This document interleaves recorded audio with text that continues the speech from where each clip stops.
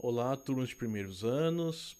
Muito bom dia, boa tarde, boa noite. Estamos aqui para mais uma videoaula, novo conteúdo, tá? Nós vamos falar dessa vez aí de climatologia, tá? É um grande conteúdo aí que vamos trabalhar ao longo desse mês de outubro. Conteúdo longo. Talvez vou dividir essa aula, esse conteúdo em duas ou três videoaulas, tá? Então, conteúdo bastante denso aí que vem pela frente e muito importante para a geografia. Mas antes de eu seguir, né, espero que todos estejam bem, falar um pouquinho do trabalho, tá? O trabalho de vocês aí tá lançado, tá? Eu já vi que vários de vocês já escolheram temas, assuntos ali. Espero que já esteja com o trabalho em andamento. A data de entrega tá ali, né? Dia 9 de outubro, tá? Então já tem os critérios ali que eu vou avaliar bem claros para vocês analisarem, tá? Então qualquer dúvida que tiverem a respeito disso, posta nos comentários ali que eu vou estar respondendo para vocês aí o quanto antes. Bem, então vamos falar um pouco aí de um tema tão importante para a disciplina de geografia, que é a climatologia, tá? É um estudo do clima, né? Clima, logia, né? Logia é estudo, né? Então, estudo dos climas do planeta Terra. Então, nós vamos analisar aí alguns conceitos bastante importantes dentro desse conteúdo e eu passo agora a apresentá-los para vocês nos slides aí em forma completa na tela. Aí depois eu ressurjo aí para vocês. Então, vamos lá. Todos muito bem-vindos. Então, vamos iniciar o nosso tema novo aí, que é o tema sobre o clima. É o ramo da geografia que estuda então o clima, né? Que é o que é o clima? É a sucessão habitual de tempos, tá? É tempo relógio, né? Não, é tempo meteorológico, tá? O que é o tempo então? Né? É uma ação momentânea aí da troposfera, né? Nós vamos analisar depois as camadas da atmosfera, mas nós estamos na troposfera, tá? Que é a primeira camada e a mais baixa da atmosfera, tá? Onde nós temos contato com ela aqui no nosso dia a dia. Então é uma ação momentânea da troposfera em um determinado lugar e período, tá? É... Então o clima, para se caracterizar como um clima, né? Isso exige no mínimo 3 décadas de acompanhamento meteorológico, tá? O que nós vamos então avançar aí nesse conceito para ver como é que se caracteriza um clima. Clima é o nome que se dá às condições atmosféricas que costumam ocorrer num determinado lugar. Bem, vamos pegar por exemplo aqui o nosso clima no sul do Brasil, que é o chamado clima subtropical. Por que tem esse nome, né? Porque sub quer dizer abaixo, né? Abaixo de alguma coisa. E tropical vem de trópico, né? Então, qual é o trópico, né, que tem aí que passa no sul do Brasil, né? É o mais próximo de nós aqui. Seu trópico de Capricórnio, tá? Então é o clima que está abaixo do trópico de Capricórnio. Isso então ganhou o nome de clima subtropical. Por que tem esse nome de clima subtropical? É, já vamos chegar nessa situação. Ó. Então, tempo e clima. Vocês têm que aprender de começo aqui diferenciar tempo de clima, tempo atmosférico de clima. Tá? São dois conceitos distintos, cada um tem a sua definição bem própria. Então, o tempo é o estado físico das condições atmosféricas em um determinado momento local. Isto é, a influência do estado físico da atmosfera sobre a vida e as atividades do ser humano. Certo?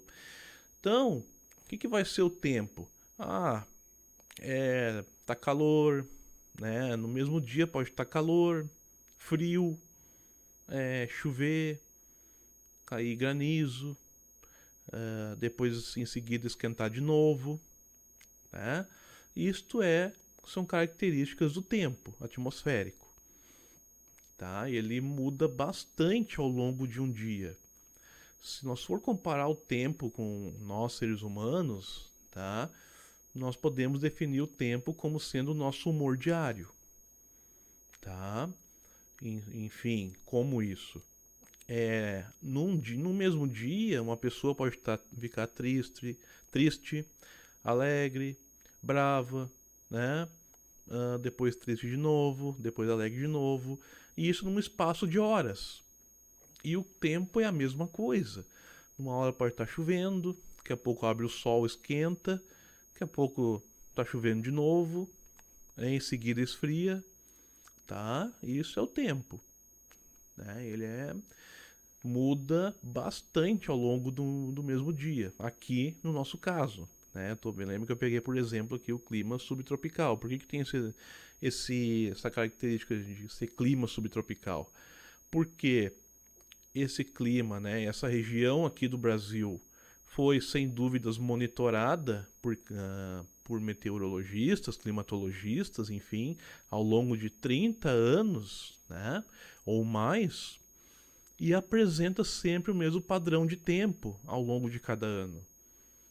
Tá? Então, quer dizer, se nós for pegar as características gerais do nosso clima aqui, tem as 4 estações bem definidas, né? O verão, a primavera, o outono e o inverno, tá? Tem uma distribuição de chuvas bastante dividida ao longo do ano, tá? Não tem uma época do ano que predomina mais chuva, né? Com uma grande diferença em relação às outras estações, tá? Tem chuvas bem distribuídas ao longo das estações. E, enfim, isso garantiu então que esse padrão pudéssemos então chamar o clima nessa região de clima subtropical.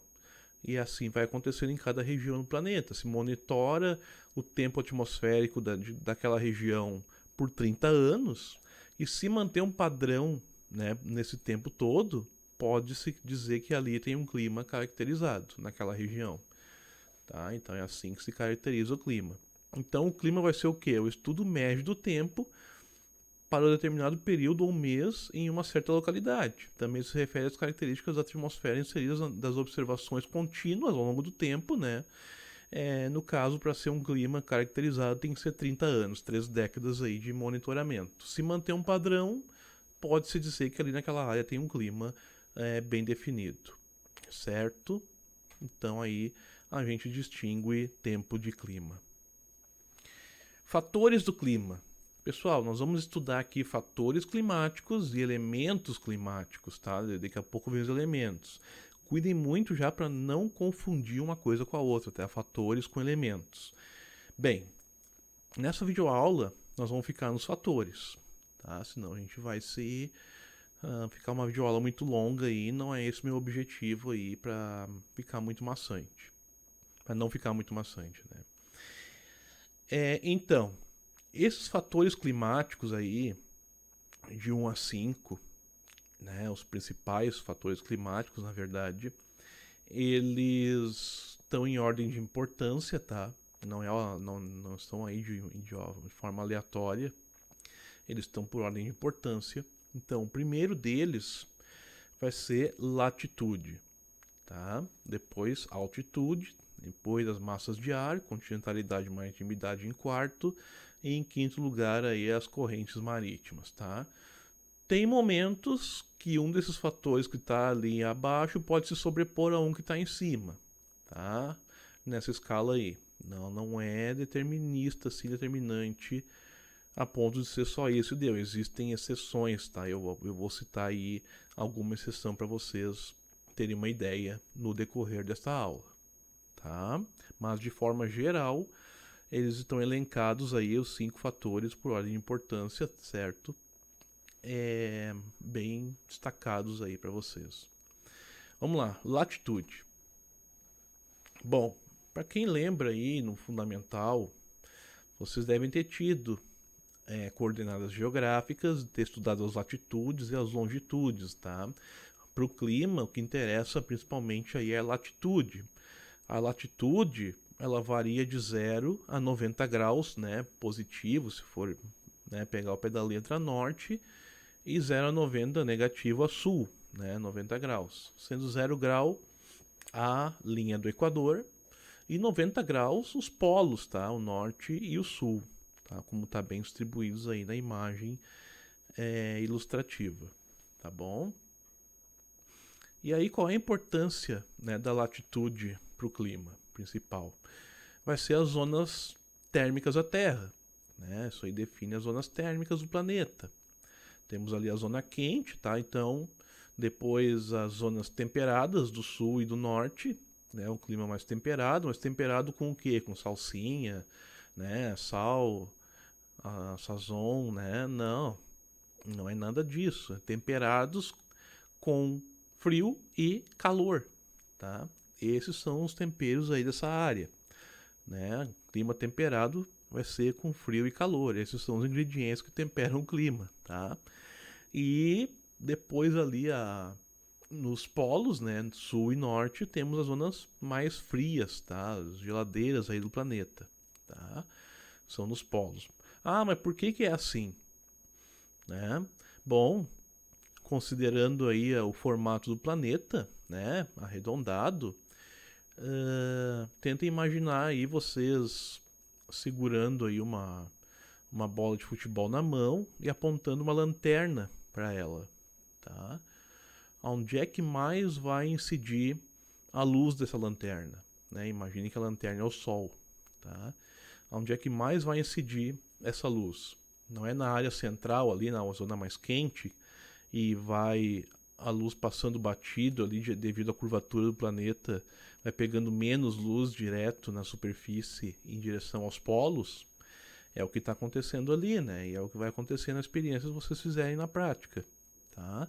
Então é por isso que a área central ali do planeta é mais quente do que as regiões polares, tá? Então, aqui dá para nós ter uma regrinha básica, né, na latitude, quanto a clima. Quanto menor é a latitude, mais quente fica, tá?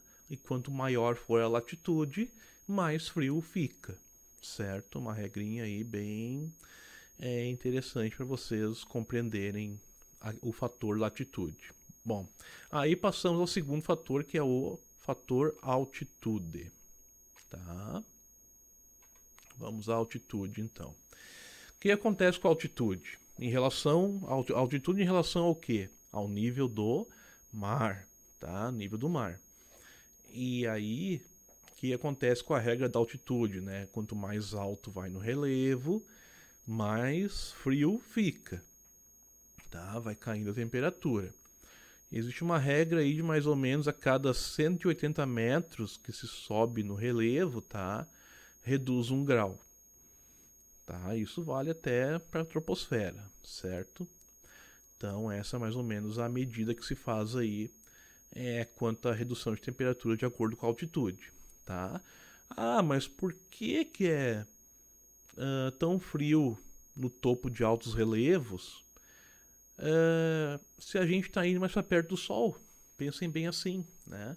Não é verdade? Quando a gente sobe num relevo aí mais alto, nós não estamos nos aproximando do Sol e pegando mais insolação ainda, sim, e no entanto fica mais frio, né? Por que que isso acontece? Bom, aí pessoal, nós vamos passar aí para a questão da composição da atmosfera, né? A nossa atmosfera é composta basicamente por o quê? Por gases, tá? Aí vocês rebuscam um pouquinho a química, né? A disciplina de química, que vai aí estudar mais essa parte, né, dos gases. Bom, mas quais são os gases principais aí que compõem a atmosfera, né? Tem vários, né? O hélio, o hidrogênio e aí 21% da nossa atmosfera é composta de oxigênio, tá? E na verdade, a resposta para essa pergunta de por que fica mais frio no topo do relevo, né, e não na parte mais baixa, passa diretamente pelo oxigênio, tá? O oxigênio, ele é um gás, ele é pesado e, né, por ele ter esse peso, ele vai acabar se concentrando mais junto aonde? Junto ao nível do mar. Um gás é composto por o quê? Por moléculas, né? Moléculas. Qualquer gás é composto por moléculas. O oxigênio não é diferente, ele tem moléculas. Bom, como ele está mais concentrado junto ao nível do mar, né, vai ter mais moléculas de oxigênio então presente nessa área. E do topo de altos relevos vai ser rarefeito, né? Vai ter poucas moléculas de oxigênio nessas áreas mais altas. Vai ter, mas muito menos do que ao nível do mar. Bom, aí o que acontece? O que mantém o calor no ambiente? É só o Sol por si próprio, né? Só a luminosidade do Sol, só a radiação solar? Não, não é. A radiação solar, né, por si só, ela não aquece, né? Ela só aquece quando entra em contato com algum objeto na superfície, tá? Alguma coisa física na superfície. Aí sim acontece o calor, né? Então, onde é que vai ter mais molécula aí de oxigênio para o Sol entrar em contato e aquecer? Vai ser junto ao nível do mar e não no topo de altos relevos. Então, justamente por isso, né, por haver poucas moléculas de oxigênio junto aos grandes altos relevos, né, é que vai ser tão frio aí como é. Tá? Esse é um grande contribuidor para que isso aconteça. Tá bom? Basicamente passa por aí essa explicação de por que no topo dos relevos aí mais altos é tão frio e chega a formar gelo, neve, enfim. Tá? É muito por conta da pouca presença de oxigênio. Tá bom? Vamos prosseguindo então. Aí é o outro fator. Vamos lá. Bem, nós vamos ter aqui no número 3 as massas de ar. Tá? O que acontece com as massas de ar, basicamente? Né? Nós temos massas de ar quente e massas de ar frias. Né? As massas de ar frio vão se formar aí nas regiões polares e vão se deslocar em direção ao Equador. E as massas de ar quente, né, se formam principalmente nas áreas de baixa latitude, onde é mais quente, e vão se deslocar em direção aos polos. Certo? Então essas massas de ar vivem se deslocando, se encontrando, enfim. E aí isso gera algumas situações. Né? Isso aí gera um certo equilíbrio, contribui bastante para equilibrar os climas e definir tempos atmosféricos em cada região.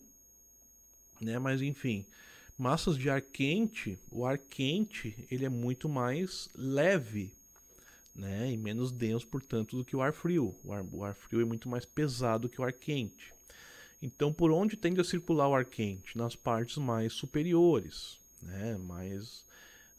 Na parte mais superior da troposfera. E o ar frio, né, vem na parte mais inferior por ser mais pesado. Então, quando tem uma grande região que tem uma massa de ar frio que está predominando e chega uma massa de ar quente muito maior, geralmente não há aí tempo severo nessa situação. A massa de ar quente simplesmente vai aquecendo aquele ar frio, ocorre aí chuvas esparsas, enfim, né, chuvas bastante densas às vezes, né, e ponto, não vai passar disso, né. Mas quando é o contrário, né, quando tem uma massa de ar quente predominando numa região e se aproxima uma grande massa de ar frio, aí acontecem os problemas, né? Daí acontece o tempo severo, daí acontecem os temporais, as tempestades, os tornados, tá? Porque essa massa de ar frio vem por baixo, né? Ela vem na parte mais inferior, né? Junto à superfície, e simplesmente essa massa de ar frio vai expulsando esse ar quente para cima de uma forma violenta, tá? Então é aí que acontecem as grandes tempestades, enfim, os temporais que tantos danos causam ao ser humano aí, destruição de casas, mortes, enfim, destruição de todo tipo e muitos prejuízos de todo o gênero, tá? É justamente nessa situação aí das massas de ar.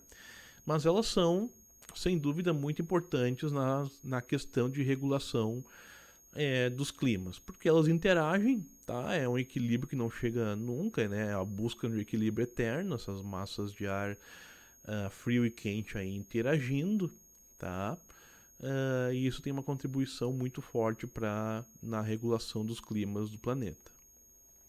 Bem, aí passamos ao quarto fator, tá? A continentalidade e a maritimidade, tá? O que é esse quarto fator aí? Então é muito importante, ele é subdividido em dois. Né? A continentalidade, pessoal, ela diz respeito à distância de uma região em relação ao mar, tá? E a maritimidade também é a proximidade de uma região, né, em relação ao mar, né, que tem a influência do mar. Bom, mas que distância é essa? Bem, dentro dos estudos climatológicos, né, existe aí um certo consenso, né, de que os ventos são capazes de carregar a umidade marítima, né, a umidade que vem do mar, dos oceanos, por cerca de 300 quilômetros continente adentro. Tá? E isso se o relevo ali for bem, né, plano, né, uma planície, ter relevo baixo, né, enfim, se tem ali algum morro, uma montanha maior no caminho, já não chega nisso daí. Tá? Então é a distância, mais ou menos, aproximadamente 300 quilômetros, é a distância que o vento é capaz de carregar a umidade marítima para dentro do continente. E aí o que acontece com isso? Né? Bom, essas regiões todas que têm a influência do mar, da maritimidade, que estão nessa faixa aí de distância, né? Elas vão ter aí temperaturas mais amenas, tá? Ao longo dos dias, da noite, enfim, não vai ser tão, não vai ter tanta amplitude térmica, né? Tanta diferença de temperatura dentro de um mesmo dia, né? Por conta desta proximidade com o mar. Por quê? Porque a água, ela tem a propriedade de reter calor e ela perde calor aos poucos, demora muito tempo, né, para a água perder o calor que ela reteve, que ela absorveu. É que nem vocês aquecerem no fogão ali uma chaleira, né, com água e desliga o fogo. Aquela água ela não vai esfriar de uma hora para outra, ela vai perdendo calor lentamente, certo? O que não acontece com o solo. Né? O solo, aí a gente está falando da continentalidade, que é os lugares que estão longe do mar, né? Acontece diferente. Né? O solo ele aquece rápido com uma fonte de calor, mas se tu tira a fonte de calor, ele perde também o calor muito rapidamente. Tá? Basicamente acontece isso. E aí com essa situação tu tem amplitudes térmicas maiores, né? Diferença de temperatura maior ao longo do dia. Ou seja, pega uma região aqui no estado como Santa Maria, por exemplo, que está bem distante do mar, não tem influência nenhuma do mar no tempo, né, atmosférico. O que acontece lá, né, costumeiramente? De dia é muito quente, chega à noite a temperatura despenca muito rápido. Né? Tu tirou a fonte de calor do solo e tu não tem influência do mar, tu não tem ali o vento com umidade marítima circulando para amenizar essa temperatura. Não, tu não tem essa aí, com a água ali aquecida, né, pelo sol, enfim, vapor d'água aquecido, né, no caso, não tem isso. Só tem ali o solo, o continente, ponto. Então aí perde a luminosidade do dia, a radiação solar do dia, vem a noite esse solo perde calor e por consequência a temperatura também despenca junto, gerando aí noites bem geladas em regiões que não têm influência alguma do mar, tá? Ou seja, então essa influência muito importante aí da continentalidade e da maritimidade. E aí a gente pode fazer até dentro disso um exercício mental, né? Dentro do nosso trabalho que a gente fez sobre a história da Terra, quando o planeta era um único supercontinente, né? O Pangeia, né? 200 milhões de anos atrás aí, tá? Tentem imaginar essa situação. Seria uma boa ou nem tanto assim para os seres vivos? Né? Ter uma grande e única massa de terra no planeta, levando em conta aí já esses fatores climáticos. Né? Bom, se vocês pensarem bem, né, agora sabendo o que é continentalidade e maritimidade, vocês vão ver que não era nada bom. Com certeza tinham desertos gigantescos aí nas partes centrais desse continente gigante. E a umidade maior ia ficar nas bordas desses grandes continentes. Tá? Desse grande continente, né, no caso. Onde ia ter mais umidade ia ser na área de borda, ali até 300 quilômetros, né, de borda desse continente. O que tivesse a mais para o interior, provavelmente eram grandes desertos, aí, eram áreas muito secas, né, por conta do fator continentalidade. Tá? Bem legal esse exercício de fazer aí, começar a pensar um pouquinho e estender isso para tempos passados. Então, se a gente for analisar hoje, como os continentes estão, eles favorecem muito mais a vida, né, no planeta, porque eles estão em partes menores, né? E aí favorece com que a umidade marítima chegue cada vez mais próximas aí do interior desses continentes. E vejam que a Ásia, que é o maior continente, né, tem um deserto imenso já lá no centro, né, que é o deserto de Gobi, tá? Então, vejam a influência que isso tem nos climas aí do planeta. Bem, e aí passamos aí ao último fator, para mim não me estender tanto, né, não deixar a aula tão longa assim, o conteúdo é enorme. As correntes marítimas, tá, pessoal? Então, como vocês viram lá na aula de hidrografia, tem o mapa lá das correntes marítimas que eu coloquei para vocês. Quem não viu na parte 2 lá, pode recorrer lá àquela aula e olhar. Tem lá todo o mapa das correntes marítimas, né, as quentes e as frias. E essas correntes marítimas têm uma importância enorme também na regulação, né, dos climas do planeta, tá? Em termos de temperaturas, né? Porque é assim como as massas de ar, só que sem consequências drásticas como tem ali, por exemplo, no choque entre massas de ar, né? Como eu falei antes ali. As correntes marítimas não têm essas consequências drásticas nesse choque, né, entre uma corrente fria e uma quente. Então, o que acontece? As correntes quentes também, a água quente ela é mais leve, tende a circular mais junto à superfície dos oceanos, e as águas mais frias, né, as correntes frias, são mais densas, mais pesadas, tendem a circular nas áreas mais inferiores aí dos oceanos, né, mais profundo. Então, tem pontos aí que elas interagem, né, e ajudam muito a manter, né, a regular os climas, as temperaturas aí do planeta como um todo. Mas tem problemas sérios acontecendo aí com os oceanos, né, que nós vamos ver aí provavelmente na terceira parte aí de videoaula que eu montar, quando a gente vai falar um pouco aí sobre as mudanças climáticas no nosso planeta. Tá? As mudanças globais do clima que estão ocorrendo aí no nosso planeta de uma forma bem acelerada, nada favorável à nossa espécie, tá? Então, vai ser aí o objeto da nossa terceira aula e última sobre clima aí que eu vou lançar para vocês. Bom, e observação ali, né? Esses fatores estão associados ao tempo atmosférico, né, de cada região, tá? Então, isso tem que ser destacado, né? Porque é muito importante para não confundir. Bom, próxima aula nós vamos falar aí dos elementos do clima, tá? Que compõem os elementos que compõem o clima, certo? Nós vamos falar de climas do Brasil, especificamente, e camadas da atmosfera. E depois, na terceira aula, eu volto então com mudanças climáticas globais. Muito bem, meia hora de aula, tá? Só para falar de fatores do clima de uma forma bem resumida, né? Mas procurei abranger o máximo possível de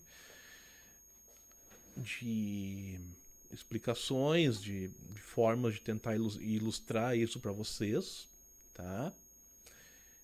Qualquer dúvida, poste nos comentários ali, vou responder. Nós vamos fazer aí uma avaliação, uma atividade sobre clima depois dessas aulas, tá? Uma avaliação bem diferenciada aí, um trabalho bem diferenciado do que vocês estão acostumados, pela importância que tem esse tema dentro da geografia, certo?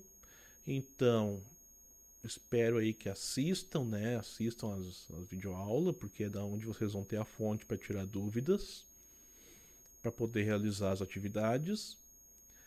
O trabalho de vocês aí sobre as fontes de energia, espero ele até o dia 9, tá? Já fizeram escolha ali, já tem gente que entregou, já tem trabalhos entregues aí. E aqueles que não entregaram, né? Fiquem atentos ao prazo, certo? Então, um abraço a todos, tudo de bom e tchau e até a próxima.